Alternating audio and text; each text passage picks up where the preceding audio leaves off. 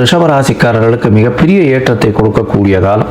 முதல் 6 மாத காலங்கள் பார்த்தேனால் உங்களுக்கு மாற்றங்கள் ஏற்றங்கள் இருக்கக்கூடிய வாய்ப்புகள் நிச்சயமாக உண்டு.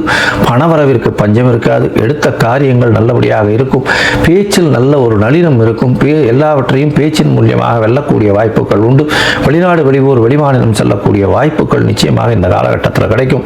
புதிய வீடு மனை வாங்கக்கூடிய பாக்கியங்கள் நிச்சயமாக இருக்கும்.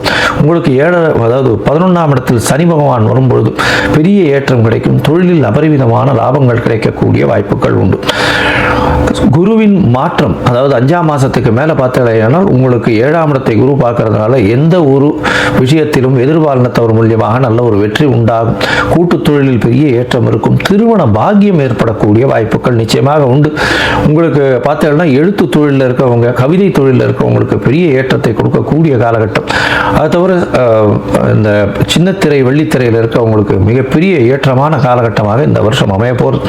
உங்களுடைய ராசிக்கு 9ஆம் இடத்தையும் குரு பார்க்கிறார். பெரிய ஏற்றம் கொடுக்கக்கூடிய, வெளிநாடு போய் படிக்கக்கூடிய யோகம். 5ஆம் மாசத்துக்கு மேல உங்களுக்கு 9ஆம் இடத்தை பார்க்கறது பெரிய விசேஷம். வெளிநாட்டில் போய் படிக்கக்கூடிய, வேலைகள் செய்யக்கூடிய, வேலையின் மூலியம் லாபம் வரக்கூடிய காலகட்டமாக இந்த வருஷம் அமைய போகிறது. இந்த வருஷம் மிகப்பெரிய பொன்னான காலமாக இந்த ரிஷபராசிக்காரர்களுக்கு அமைய போகிறது. ஒரு தடவாவது ஸ்ரீரங்கம் போய் ரங்கநாதனை சேவிச்சுட்டு வாங்க.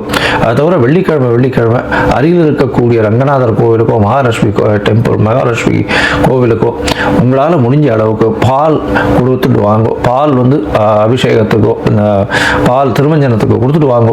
நல்ல ஒரு ஏற்றம் உங்களுடைய வாழ்வில் நிச்சயமாக வரும். வெள்ளை பட்டு ஆடை தானம் கொடுங்க இந்த வருஷம். அது கோவில்லையோ, கோவில் அர்ச்சகருக்கோ பட்டு துணியில வஸ்திரம் தானம் கொடுங்க. அது உங்களுடைய வாழ்வில் மிகப்பெரிய ஏற்றத்தை கொண்டு போய் குவிக்கும்.